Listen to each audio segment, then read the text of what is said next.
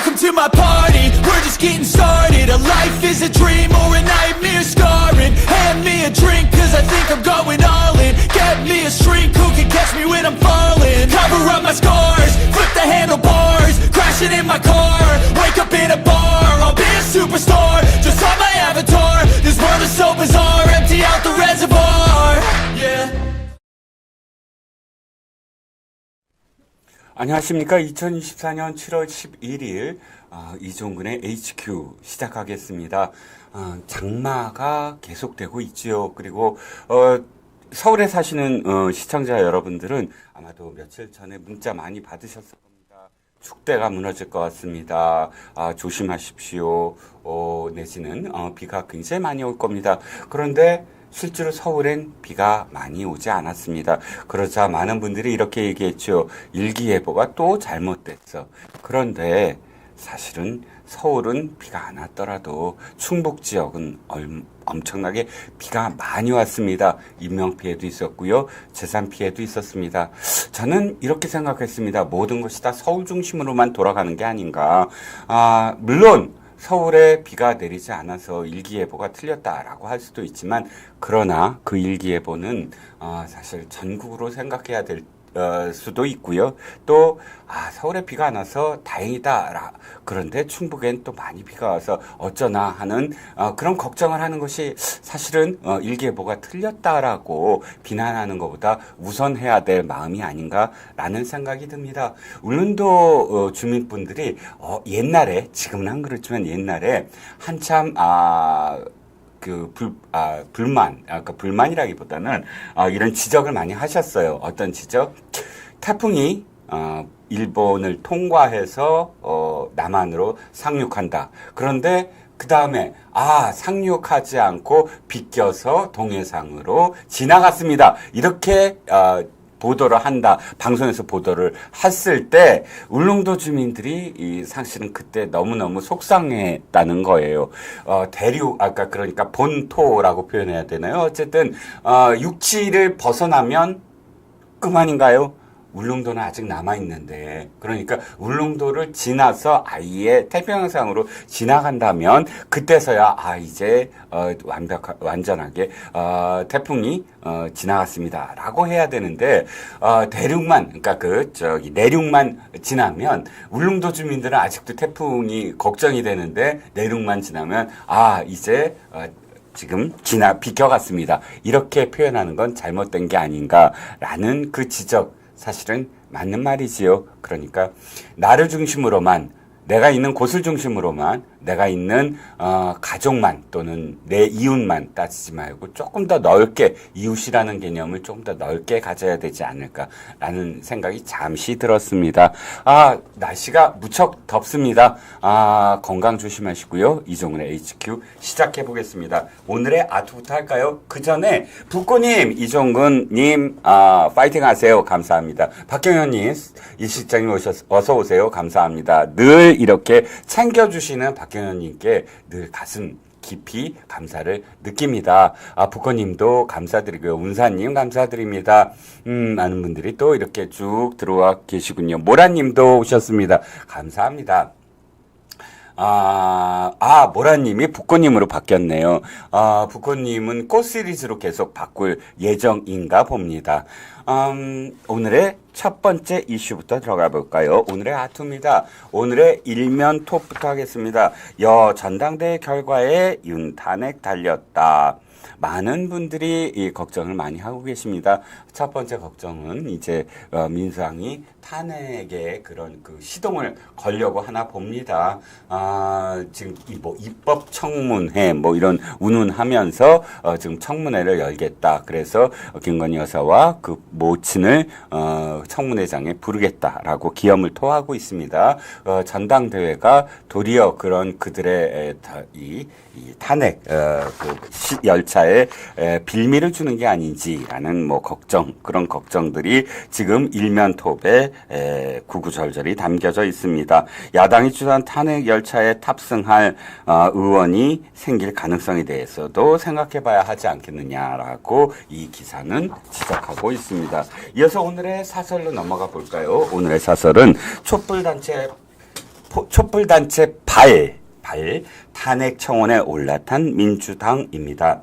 촛불단체 발이라고 표현한 건 촛불단체가 꺼내놓은 대통령 탄핵 요청 청원에 민주당이 올라탔다, 실그머니 올라탔다라는 그런 내용이고요. 아까 일면 톱에서도 제가 잠깐 표현했지만 이제 탄핵 열차, 그러니까 종북주의자들이 시작한 탄핵 열차가 이제 본격적으로 출발할 가능성이 높아지고 있습니다. 아시다시피 이 국회의 지금 국민동의 청원은 입법 청원은 옛날에 이제 청와대에 국민 청원이 있었지요. 그런데 청와대 국민 청원이 사실 굉장히 부작용이 많았습니다. 그저 세 과시, 우리 진영이 이만큼 있다라는 세 과시의 그런 그 쟁투의 장으로 전락해버렸다라는 비판이 많았거든요. 그래서 윤석열 정부가 들어서자마자 유명무실해졌습니다.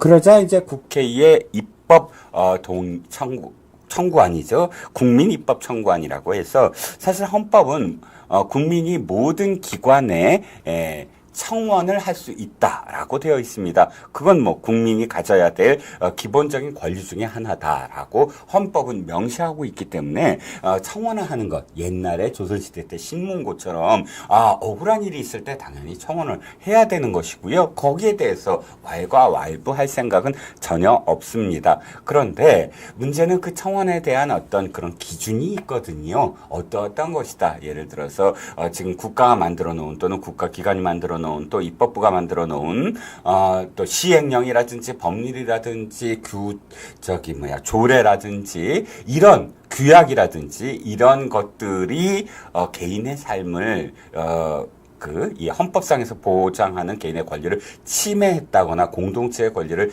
침해했다고 생각했을 때라든지 이렇게 명명백백한 누구나 동의할 수 있는 상식적인 차원에서의 청원이 접수가 되는 것이에요.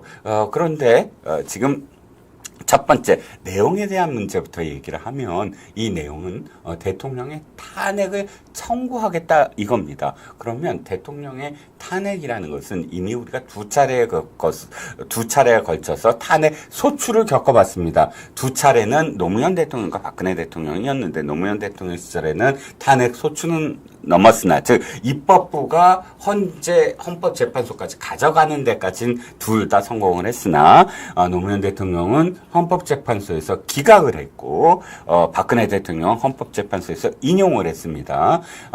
그런데 기각을 했던 노무현 대통령 때도 헌법재판소는 노무현 대통령의 6가지에 대한 지금 헌법재판소에 소추한 이유에 대해서 이렇게 얘기했습니다. 노무현 대통령이 부적절했다. 노무현 대통령이 그렇게 해서는 안 됐다라고 그런 어떤 의미를 담아서 6가지 다 사실은 적절하지 않았다. 대통령으로서 그렇게 하면 안 된다라고 이야기했습니다. 대개의 내용은 바로 선거에 있어서 연인의당을 좀 찍어주세요. 뭐 이런 식의 어떤 표현이었거든요. 대통령의 중립의 의무를 지금 파기했다라는 내용을 포함해서 5가지 더 있었습니다. 그런데 당시에 저도 기억을 합니다. 그러면 탄핵이 인용되는 건가? 그럼 파면되는 건가? 왜냐하면 6가지를 하나씩 읽어가면서 헌법재판소에서 이렇게 얘기했거든요. 이건 문제가 있다. 이건 문제가 있다. 이건 문제가 있다. 6가지 다 문제가 있다라고 얘기했습니다. 그래서 인용되나 보다 하고 전부 다 깜짝 놀랐는데 참 헌법재판소의 결정문은 굉장히 길고 또 그야말로 마지막이 되어야만 알 수가 있어요. 그 맨 마지막에 그럼에도 불구하고 대통령을 직에서 내려오게 만들 만큼의 엄중하고도 정말 그런 이유는 아니었다라는 겁니다. 즉 다시 말해서 대통령의 탄핵은 그만큼의 정말 엄중한 이유가 있어야만 헌법재판소에서 그것을 인용할까 말까에 대한 어떤 생각마저도 할 수 있는 겁니다. 그런데 지금 대통령이 탄핵을 해야 된다라는 5가지 이유 들어보셨겠지만 참 기가 막힙니다. 이를테면 예를 들어서 후쿠시마 오염수를 방류하는데 방조를 했다거나 혹은 확성기를 틀어서 9.19 군사합의를 깨고 확성기를 틀어서 전쟁의 위험성을 조장했다거나 또는 이 강제징용과 관련해서 제3자 변상을 그 방법을 계속 모색했다거나 이런 부분들을 갖고 또는 부인과 관련돼서도 대통령이 그러니까 결혼도 하기 훨씬 전일 부인과 결혼하기 훨씬 전 일인 도이치모터스 같은 것을 탄핵의 사유로 삼는다거나 하나하나 전부 다 이유가 되지 못하는 것들을 갖고 지금 갖고 왔거든요. 그렇다면 사실상 우원식 국회의장이 이것은 수리하지 못한다라고 했어야만 합니다. 수리하지 못하는 이유는 세 가지인데 하나는 재판에 이미 재판이 진행되고 있는 그런 사안에 대해서 이 청원을 받으면 입법부가 사법부를 침해하게 된다라는 것. 두 번째는 국가기관을 모독할 때, 그리고 세 번째는 국가기밀을 누설할 때. 이 세 가지입니다.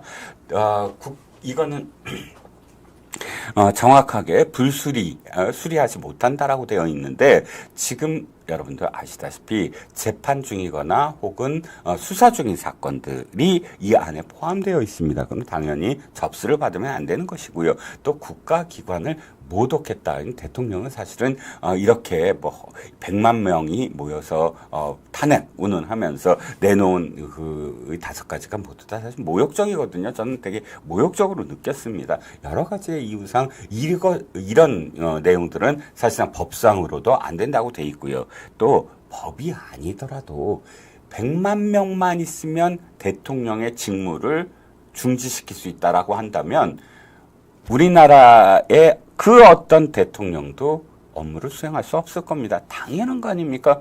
만약에 유권자가 3천만 명이라고 제가 그냥 설정을 해봅시다. 그러면 대통령을 무조건 지지하는 600만 명, 한 20%는 무조건 지지를 해요.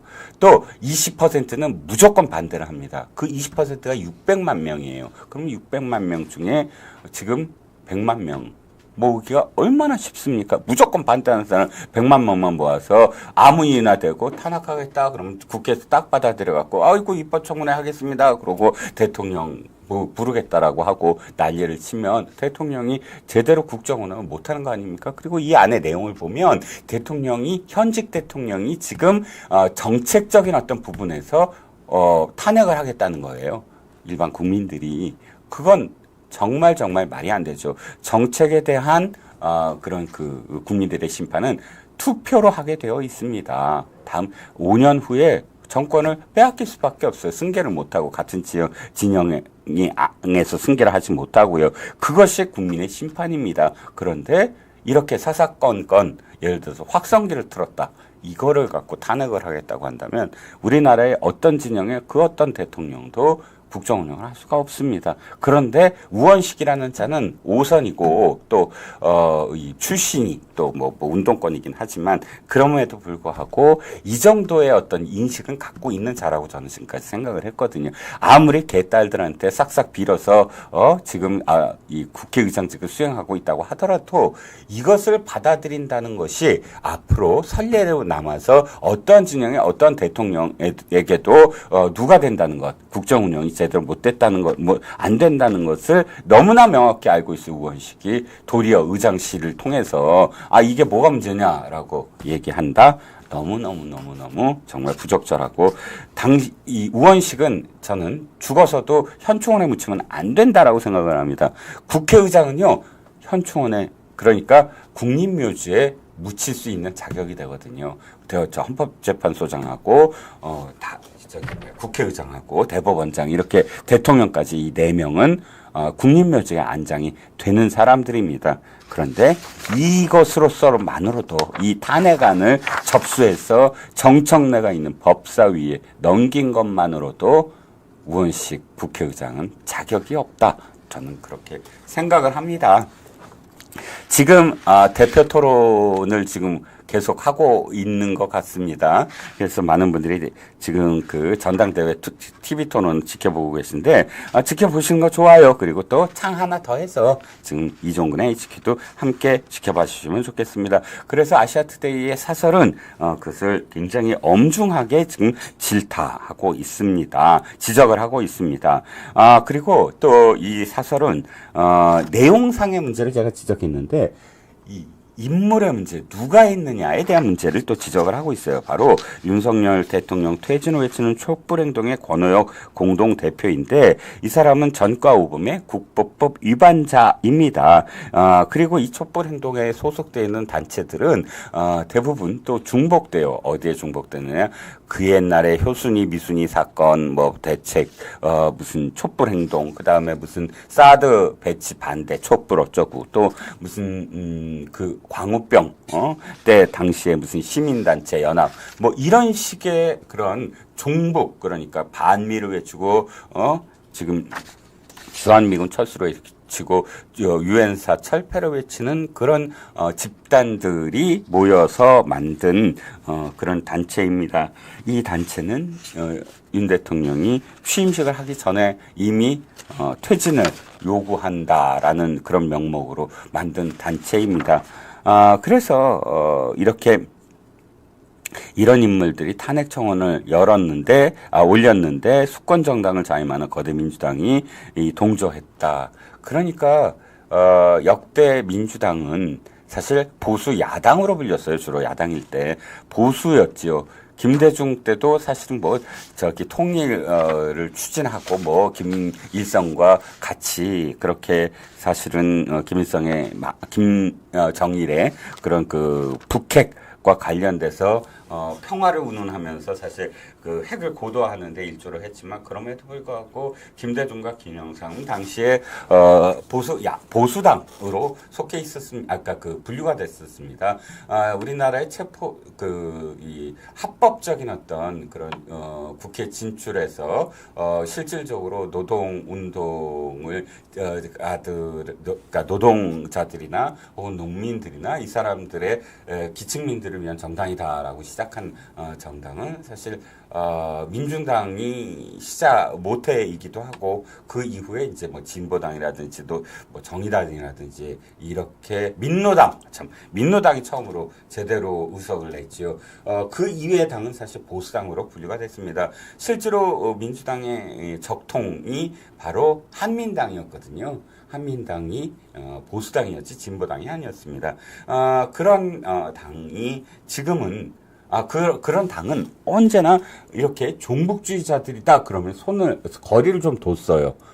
완전히 거기에 또 온갖 정말 여러 가지 의혹들이 또 개입이 되면 안 되잖아요. 그런데 지금은 버젓이 떳떳이 당당히 이 종북주의자들과 손을 잡고 있는 이재명 민주당입니다. 이재명 민주당이 돼서 이렇게 사실 종북주의자들에 놀아나고 있는데, 놀아나는 게 아니라 서로 상부상조를 하고 있지요. 민주당이 아시다시피 이 목적은 뻔하죠. 이런 목적은 딱 한 가지입니다. 아시다시피 이재명을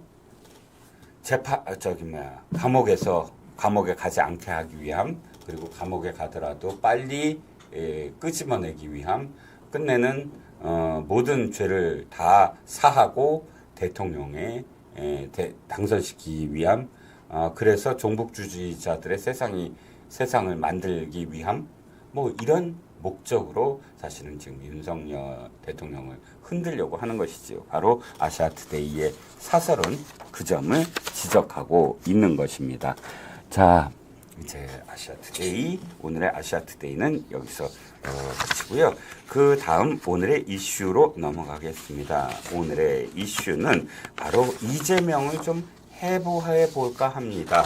이재명에 대한 여러 가지 분석 기사는 많이 나왔지만, 저는 이미 여러분들이 보셨겠지만 이재명이 연임과 관련돼서 연설을 했지요. 8113자의 연설문이었습니다. 거의 20분이 넘는 시간을 할애를 해서 엄청나게 많은 내용의 연설을 했는데 그 연설을 통해서 이야기한 부분들이 이재명의 머릿속에 있는 뇌구조의 일단을 지금 보여주는 것이어서 제가 뭐 들으셨겠지만 그 뇌구조를 해부한다는 차원에서 한번 또 이재명의 연설문을 뜯어봤습니다. 뭐 많은 내용이 있었죠. 그런데 문제는 이겁니다. 바로 내란이라는 말, 거기에 제가 눈길이 꽂혔습니다. 이 내란이라는 말을 이렇게 하더군요. 자, 검찰이 권력 자체가 되어서 질서를 파괴하는 행위를 하니까 국회가 가진 권한으로 조금이나마 책임을 물어야 한다. 그게 바로 탄핵이라며 검사 탄핵의 당위성을 주장했고, 그 다음에 위임받은 권력으로부터 간접적으로 임명된 검사들이 자신의 부정 불법 행위를 스스로 밝히고 책임을 지기는커녕 국회를 겁박하는 것은 내란 시도 행위다. 이 두 문장과 관련돼서 이재명이 어떠한 무의식 속에 또는 의식 속에 어떠한 것이 들어가 있는가를 여러분들과 함께 나눠볼까 하는 것이지요. 일단 팩트부터 하나씩 챙겨보겠습니다. 검찰이 권력 자체가 되었다라는 말, 이 말은 이렇게 또 표현하더군요. 검찰이 그 어느 나라에서도 갖지 못한 무소불위의 권력을 갖고 있다라는 것, 이렇게 표현을 했는데, 즉 전 세계에서 대한민국 검사만큼 많은 권력을 가진 공직자는 없다라고 했는데 이 말은 잘못된 말입니다. 이자는 지금 공소권과 뭐 기소권 뭐 이런 것들을 전부 다 그 갖고 있는 건 우리나라밖에 없다라는 식으로 민주당이 호도를 하는데 무식한 말이지요. 그 어떤 나라도 예를 들어서 물론 일부 선출하는 선출직 검사들이 있는 미국마저도 수사를 합니다. 기소만 하지 않아요. 그리고 또 경찰을 일부 지휘하기도 합니다. 프랑스가 좀 기소를 담당하고 있는 검사가 특화되어 있긴 하지만 프랑스도 역시 넓은 의미에서 또 영국도 역시 넓은 의미에서 경찰의 수사를 총 지휘하고 있습니다.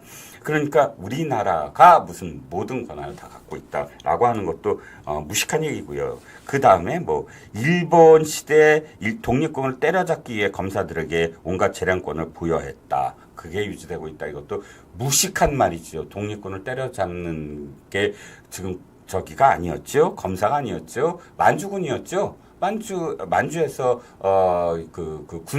군인들 일본 군이 지금 독립군과 대항을 해서 싸웠고요. 또 민간인들을 핍박을 한 건 일본 순사라고 불리는 경찰이었지요. 검사가 직접 무슨 뭐 총칼을 들고 독립군을 때려잡았다라는 얘기는 처음 들어보고요.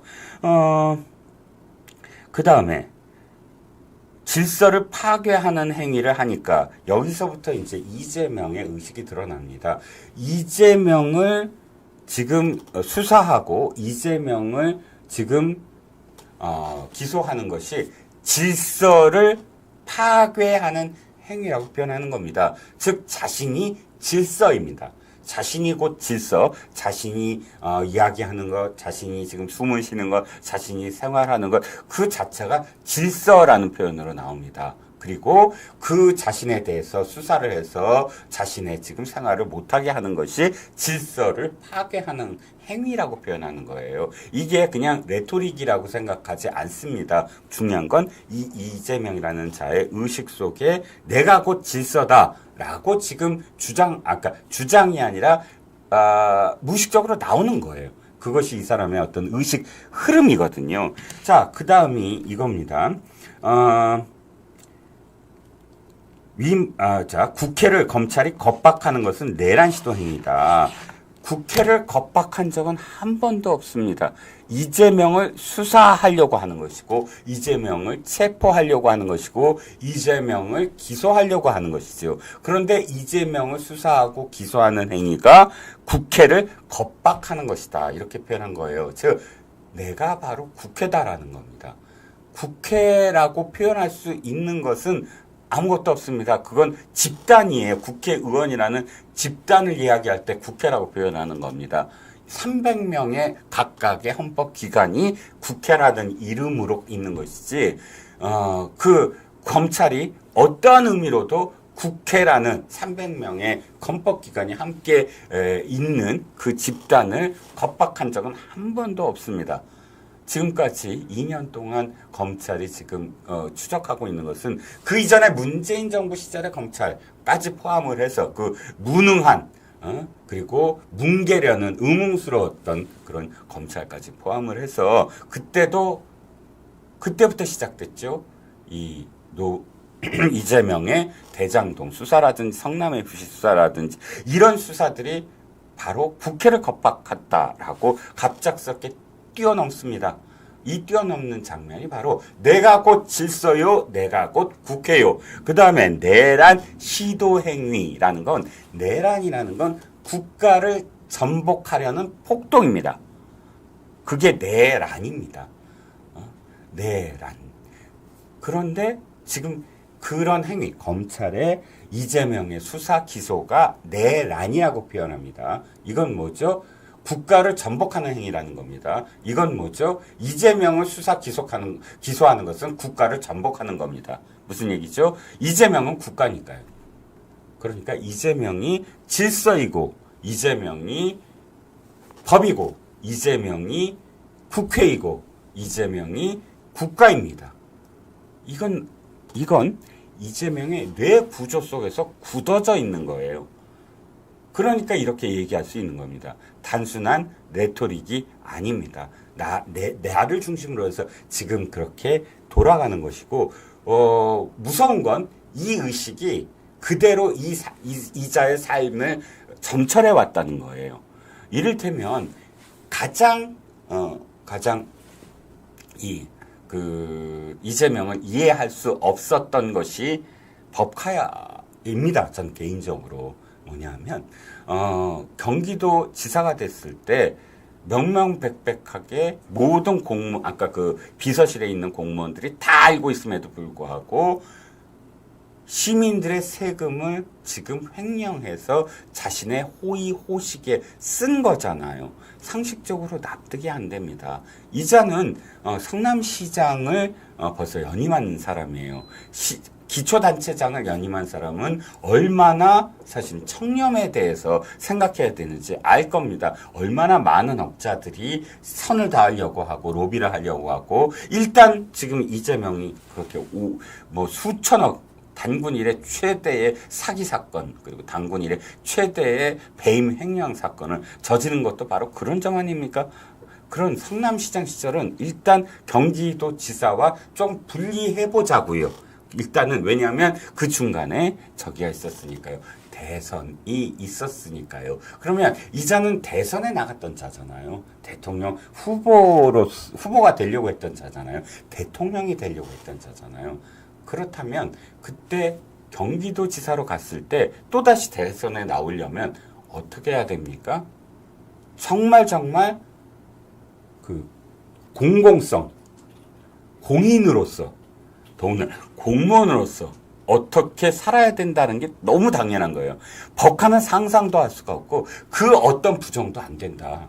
내가 대통령이 되려면 어떤 꼬투리도 잡히지 말아야 되고 도리어 어떻게 투명해야 된다라는 거를 보여주는 삶을 스스로 살아야만 해요. 그거 너무 당연한 것이죠.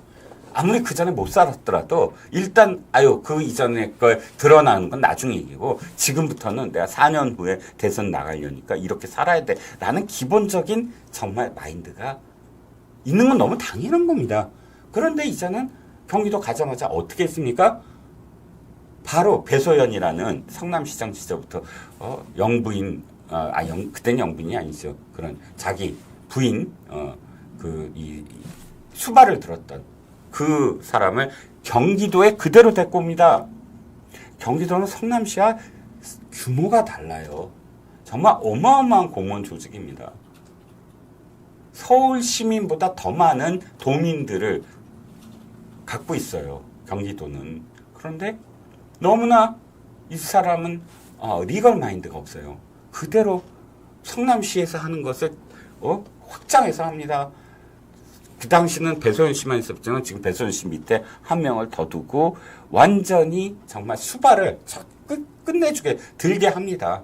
그리고 그 사람이 이렇게 수발드는 것, 그러니까 비서실의 업무를 보지도 않고 자기들의 시중처럼 집사처럼 그렇게 부려먹는 것도 사실은 엄청나게 큰 범죄 행위인데, 아예 공무원들이 야근 때 먹을 그런 매식비 뜯어다가, 또는 코로나의 대책비 뜯어다가, 또 수많은 그런 공무원들이 해야 할 그런 비용들을 다 뜯어다가 샌드위치 먹고 소고기 먹고 자기 조상들의 제수용품을 사고 과일 먹고 일제 샴푸를 샀습니다. 이건 무슨 뜻이죠? 이자는 대통령이 돼도 더 심하게 할 겁니다. 그게 죄가 된다고 눈꼽만치도 생각하지 않는 거예요. 그 의식이 바로 연설문에 나와 있는 겁니다. 내가 곧 질서요. 내가 곧 법이요. 내가 곧 진리이고, 내가 곧 국회이고, 내가 곧 국가이니라. 라는 게 이 짧은 문장 안에 다 내포가 되어 있다는 것이거든요. 그렇기 때문에 저는 지금 이 연설문을 곰곰이 뜯어보면, 이재명이라는 자는 뇌구조가 이렇게 돼 있구나. 그러니까 이 자가 대통령이 되어서는 정말 안 되는 가장 큰 이유는 바로 죄의식이 없다. 공적인 마인드가 전혀 없다. 그리고 그러니까 그 공감 능력이 전혀 없다. 자기와 함께 있던 사람들이 죽어도 전혀 거기에 대해서 신경을 쓰지 않는다. 왜? 내가 곧 질서니까. 내가 국가니까.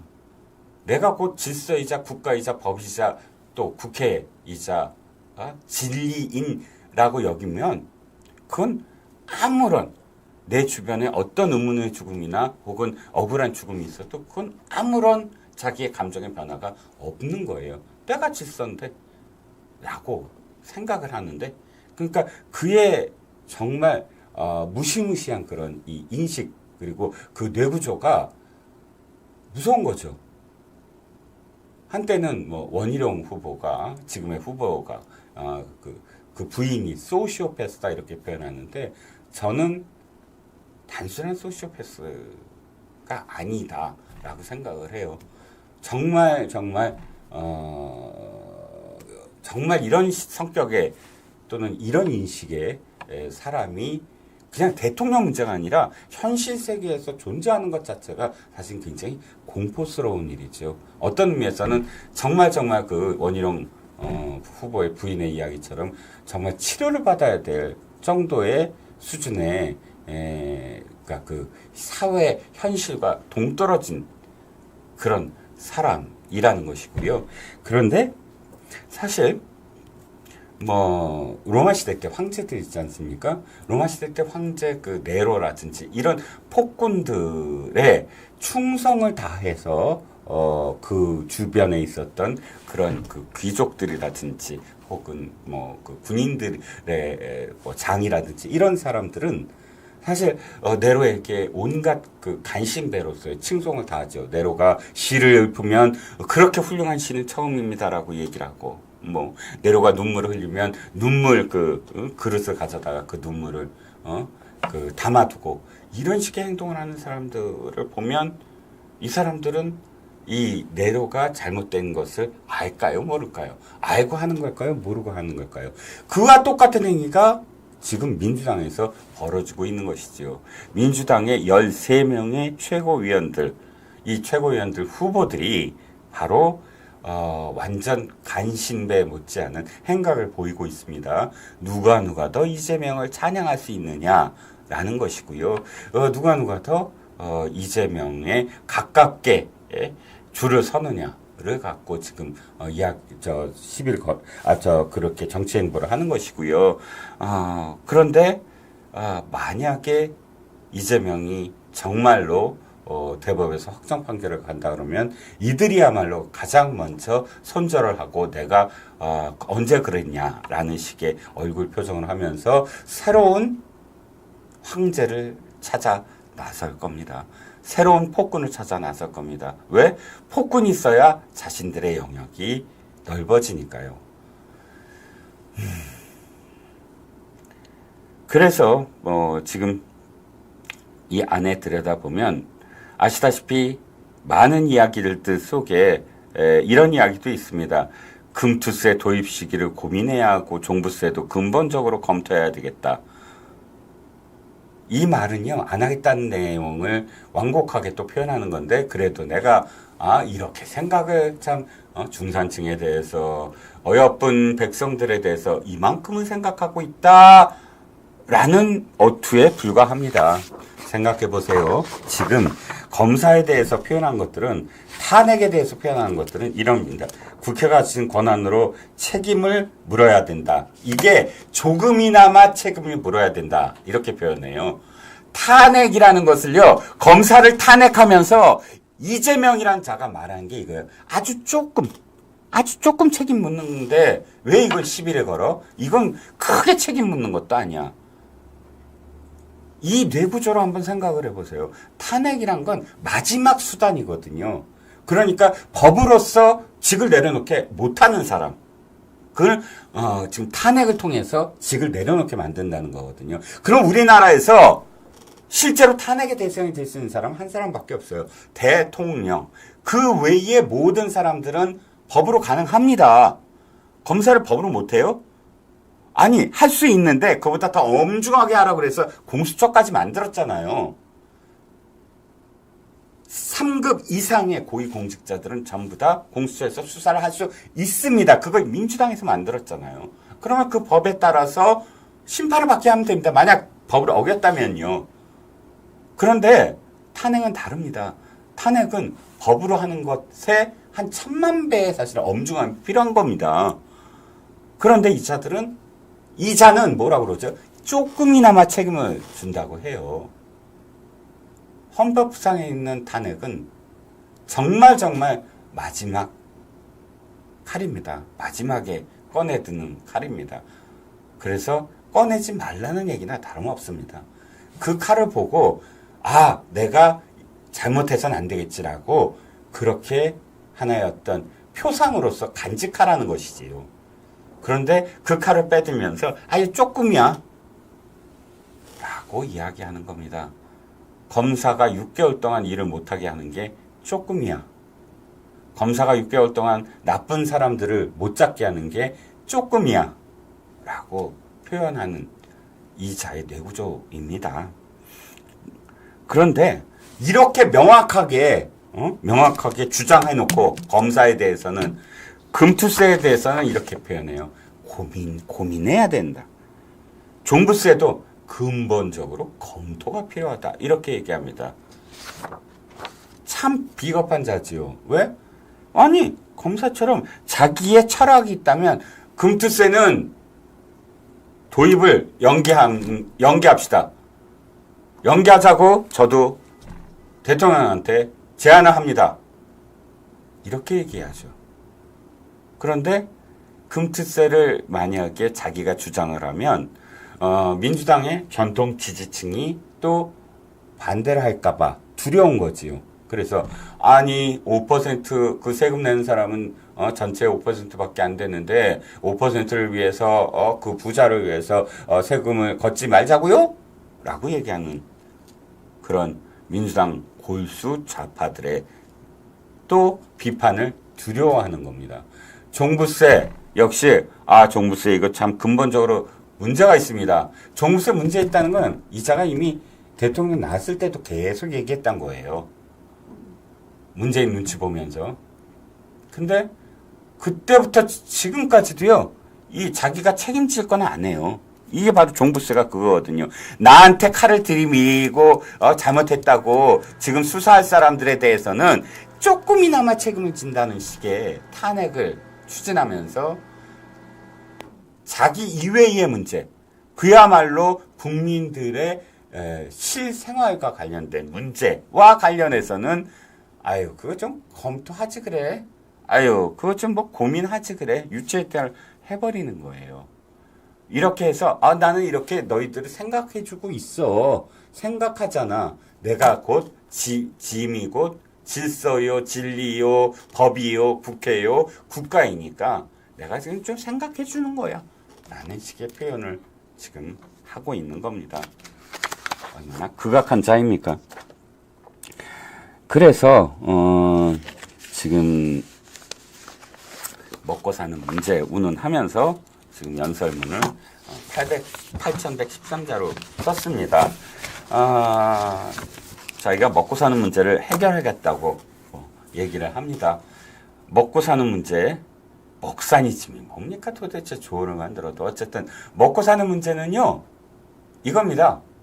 이재명이 사법에 충실하면 됩니다. 사법부의 그 결정에 충실히 따르면 됩니다. 수사 지연 시키려고 하지 말고, 기소 지연 시키려고 하지 말고, 재판 지연 시키려고 하지 말고, 법대로, 정청래가 좋아하는 법대로 따르십시오. 그리고 민주당 의원들한테 이렇게 얘기하는 겁니다. 자, 내가 내 돈 들여서 변호사에게 충분히 수사 과정이나 기소, 재판 과정에서 나를 도와달라고 할 테니 의원들은 나의 사법 리스크에 대해서 더 이상 신경 쓰지 말고 민생 문제에 대해서 신경을 써서 민생 법안을 만들고 그걸 통과시켜라. 이렇게 하면 민생 문제가 이제 정말 먹고 사는 짐이 해결됩니다. 그래서 재판부의 결정에 순응하고 감옥에 가면 됩니다. 그러면 민주당이 이제 방탄할 일이 없고요. 172명이 모순보, 온갖 그런 그 법 왜곡죄 같은 이상한 법안에 매달려서 시간을 허비하지 않고요. 이제부터는 진짜 민생 법안에 매달릴 겁니다. 먹고 사는 짐 당신한테 달려 있습니다. 당신이 사법부의 올바른 판단에 그대로 순응하면 됩니다. 아주 간단한 문제입니다. 8113자나 이야기할 이유가 없는 문제입니다. 자, 두 번째 이슈로 넘어가겠습니다. 두 번째 이슈는요, 제가 물론 다른 곳에서도 뭐 계속 주장을 하지만 이 아시아투데이의 아투TV에 와서는 꼭 이런 안보 주제 또는 북한 주제, 외교 주제를 이야기하려고 합니다. 우리는 지금 정치의 늪에 빠져 있습니다. 온갖 그 일면톱이나 온갖 이 뉴스들은 전부 다 정치입니다. 그렇게 해서 가려지는 것들, 그리고 묻혀지는 것들이 너무 많아서 한 꼭지, 한 이슈라도 꼭 지금 이런 일들이 벌어지고 있다라는 것을 여러분들과 공유하려고 합니다. 바로 북한에서 벌어진 일입니다. 중학생일요 30명을 사람들이 보는 앞에서 공개적으로 처형시켰다라고 합니다. 이 중학생들은 남한에서 대한민국에서 보낸 풍선에 달려있는 USB를 통해서 한국 드라마를 봤다고 합니다. 그것이 지난달에 발각이 됐고요. 지난달에 공개 처형형을 언도받았다고 합니다. 그 다음에 한 달도 안 돼서 사람들이 다 보는 앞에서 처형을 했다고 합니다. 참 기가 막힙니다. 탈북단체가 풍선만 띄우지 않습니다.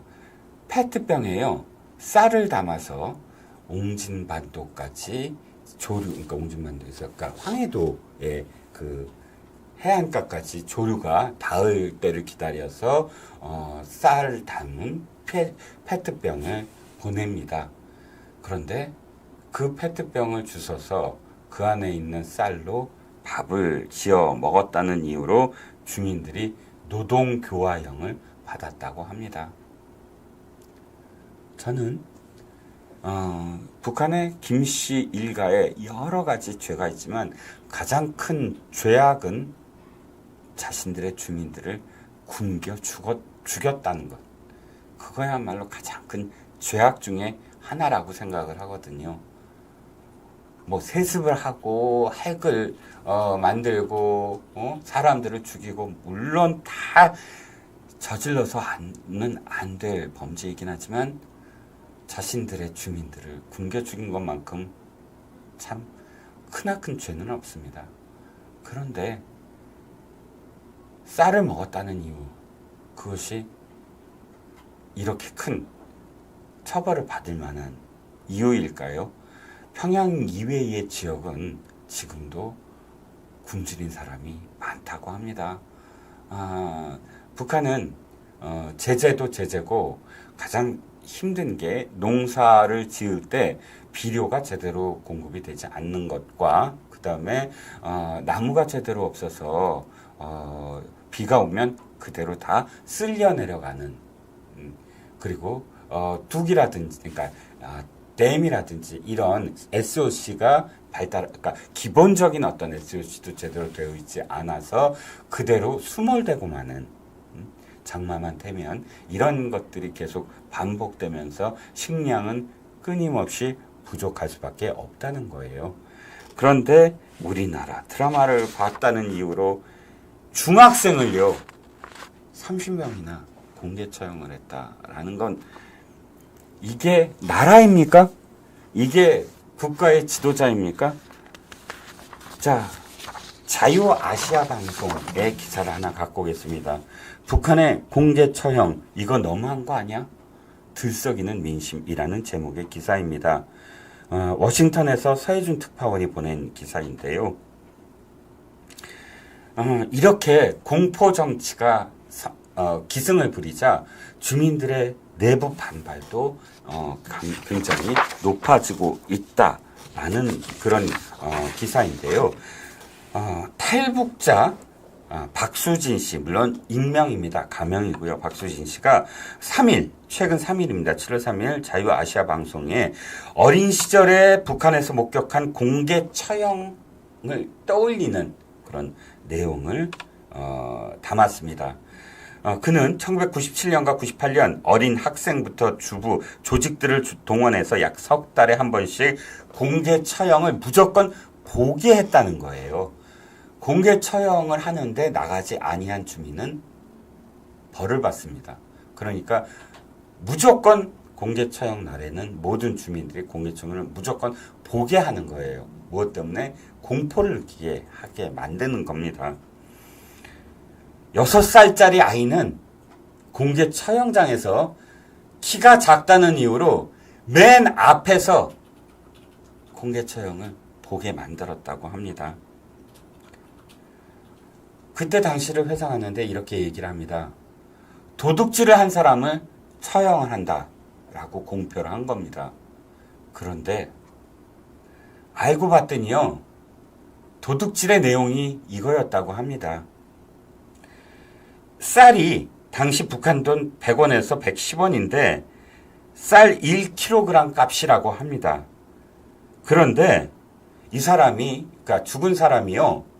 남의 쌀독에서 1kg을 빼낸 게 아니고 도둑질한 게 아니라 너무나 가족들이 굶주려서 이웃에게 1kg을 빌렸다는 거예요. 그런데 갚지를 못한 겁니다. 사실은 그 이웃도 풍족하지 않은 사람들이었겠지요. 1kg이 자기 아이들의 사실 엄청난 끼니였을 테고요. 못 갚으니까 세월이 흐르니까 국가가 알게 됐던 것이고요. 그 쌀 1kg을 못 갚았다고 해서 도둑질이라고 공개 처형을 했다고 합니다. 박수진 씨는 이렇게 얘기합니다. 쌀 1kg이 목숨값입니까? 라고요. 이런 일도 있었다고 합니다. 그러니까 아까 말씀드린 대로 K-드라마를 봤다는 이유로 처형당한 아이의 엄마 하소연을 했다는 거예요. 내 아들이 고작 남조선 영화나 봤다고 그렇게 죽여야 되냐? 이건 너무나 잘못된 거 아니냐? 라고 하소연하는 사람, 이웃이 있었다고 합니다. 그래서 이 많은 북한의 주민들이 공개 총살을 했다는 이유에 대해서 기가 막혀 하면서 이 공포 정치에 대해서 너무나 불만을 이제는 공공연하게 토로하고 있다라는 것이고요. 더군다나 북한의 MZ 세대들은 이것이 잘못되었다라고 느끼고 있다라는 겁니다. 미국이 북한 인권 자유 주간을 맞아서 청소년 처형에 대해서 전 세계에 공개적으로 비판을 했습니다. 국무부가 대변인 명의의 성명을 내서 이야기를 했지요. 미국은 북한에서 벌어지는 심각한 인권 침해와 유린을 계속해서 부각하고 인권과 책임 문제, 정보에 대한 접근을 증진시키기 위해 동맹 파트너 국가와 협력할 것이다 라고 이야기했습니다. TV조선 기사입니다. 북한의 공개 처형의 70%가 대한민국의 드라마나 영화나 혹은 가수들의 노래를 들었다. 즉 한국의 컨텐츠를 접촉했기 때문이다 라고 합니다. 반동법을 만들었어요. 이 반동법이 점점 더 북한 주민의 처형을 지금 증가시키고 있다라는 것이고요. 지금 정치면에 하도 우리가 쏟아져서 그렇지 이렇게 북한의 처형과 관련된 기사는 참 차고 넘칩니다. K-팝을 들은 북한 청년이 공개 처형을 당했는데 북한은 지금 말에 대해서도 지금 단속을 하고 있습니다. 그 남한식 표현, 대한민국식 표현, 특히나 가장 단속을 하는 게 오빠라는 것이고요. 오빠는 실제로 남매의 관계가 아닌데도 오빠라고 부른다? 그럼 이성을 향해서 부르는 것이고, 그건 대한민국식 표현이고, 대한민국의 드라마를 봤다, 영화를 봤다, 라고는 혐의를 뒤집어 씌운다는 겁니다. 그리고 우리가 선생님을, 지금 젊은 사람들이 쌤이라고, 어린 학생들이 쌤이라고 부르잖아요. 그런 쌤이라는 표현도 단속을 하고 있다고 합니다. 보통은 2022년 황해도 한 광산에서 22살의 농장원이 공개 처형당했는데 남한 영화 노래를 보고 주변 7명에게 유포했다라는 게 이유였다고 합니다. 아까 반동법 얘기했는데 이거예요. 2020년에 만들었는데요. 남한 드라마나 노래를 유포하면 최고 사형에 처하는 반동사상 문화배격법. 이 2020년에 만들어졌다는 건데 바로 반동법이 그 내용이었다고 합니다. 신부가 흰색 드레스를 입어도 반동이라고 하고요. 왜? 우리나라 드라마가 다 여주인공들이 오빠들 앞에서 이 드레스를 입고 저 드레스를 입고 하면서 오빠 나 이뻐? 라는 식의 어떤 내용들이 담겨져 있는데 그 드라마를 보지 않았다면 흰색 드레스를 입었겠느냐 라는 것이고요. 반동사상법으로 체제 위반을 덮으려는 북한의 인권유린이라는 한국일보의 사설입니다. 최근에 주민통제 관련법을 근거로 공개 처형을 했다는 그런 소식들이 계속 증가하고 있다라는 내용이고요. 이런 북한의 특수성을 감안하고 북한과의 대화에 장애가 된다는 상황 논리로 인권에 뒷짐을 지는 일이 없도록 해야 된다라는 내용인데 그런데요. 자유아시아 방송 기사 하나만 더 하겠습니다. 7월 8일자입니다. 최근 기사죠. 플래닛 랩스, 미국의 상업위성입니다.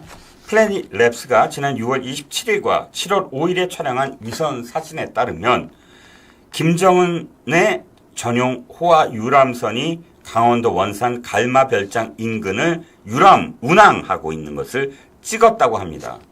김정은과 가족이 무더위를 피해서 여름나기를 즐기는 것으로 추정하고 있습니다. 이 80m 길이의 초호화 유람선이 바로 플래닛 랩스의 식별이 됐다라고 하는 건데요. 기가 막힙니다. 이 유람선은 위성 사진에 지금 나와 있는데 길이 80m, 폭 15m 크기로 호화로운데 선상에는 물 미끄럼틀이 갖춰져 있고 50m 길이의 수영 레인이 4개가 조성되어 있다고 합니다. 지금 좀 전에 제가 북한 주민의 이야기, 사연을 하나 말씀드렸지요. 바로 1kg의 쌀을 빌려서 갚지 못했다고 도둑질이라고 공개 처형을 당한 북한 주민들이 있는 반면에 김정은과 그의 가족들은 초호화 유람선, 선상에 4개 레인을 갖고 있는 수영장이 있는, 미끄럼틀이 있는 유람선을 지금 원산 앞바다에 띄워서 휴가를 즐기고 있다고 합니다. 그리고 제가 가장 분노했던 대목은 남한 드라마를 봤다는 이유로 15, 16, 17살짜리 중학생들을 공개 처형했다는 소식이고요. 그런데 문재인이라는 자는 뭐라고 이야기합니까? 김정은이야말로 친절하고 배려심 있고 정상적인 국가의 지도자다 라고 회고록에 쓰고 있습니다. 그런 자가 지금 선글라스를 끼고 타지마할에 가서 여왕 노릇을 한 부인과 함께 웃으면서 그의 딸의 사진기, 카메라 사진을 바라보면서 사진을 찍고 즐겁게 SNS에 올렸습니다. 제가 이 북한 기사를 갖고 온 이유가 바로 거기에 있습니다. 누가 이렇게 만들었을까? 이재명은 얘기합니다. 평화가 곧 경제다. 평화가 곧 안보다. 라고 이야기합니다. 어저께 연설문에서요. 평화가 곧 경제다. 이건 문재인이 했던 말이고 또 이재명도 대선 때 이야기한 얘기입니다.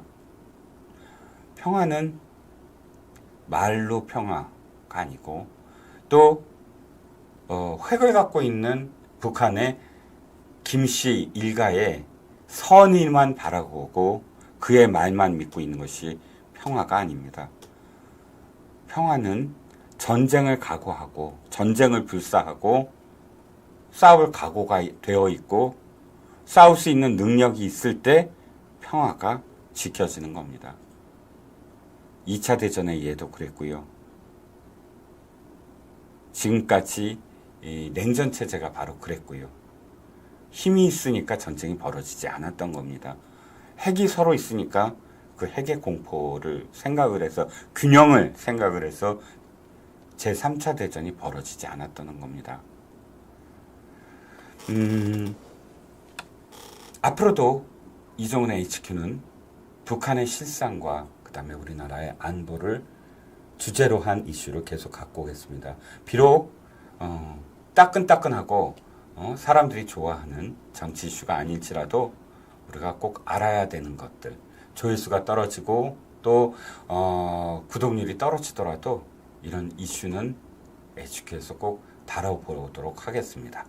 자, 너무 진지하게 지금 진행을 했던 것 같군요. 많은 분들이 또 이렇게 또 들어와 주셨는데 제가 보지도 못했네요. 불타는 감자님, 저도 그렇게 생각합니다. 프랑스와 조스카님, 소련 스탈린이 폴란드에서 카틴숲 대학살과 카틴 마을 어린애 여성들 총살할 때와 같네요. 그렇지요. 왕호님, 차기 대선에 지면 대한민국은 인민민주국으로 바뀔 겁니다. 저도 그렇게 생각합니다. 남희님, 인간이나 국가나 똑같습니다. 학폭도 보세요. 센 놈은 못 건드리죠. 네, 그렇습니다. 힘을 갖고 있는 상황이 바로 평화입니다. 힘이 없는 평화는 없습니다. 자, 오늘 7월 11일 이종근의 HQ 이제 문을 닫아볼까 합니다. 내일은요, 송구권의 현장 정치가 이어질 것입니다. 금요일 직전에 목요일 밤 남은 시간 또 행복하시길 바라고요. 여러분 정말 감사합니다. 이종근의 HQ 여기서 문을 닫겠습니다. 감사합니다. Welcome to my party, we're just getting started. A life is a dream or a nightmare scarring. Hand me a drink, cause I think I'm going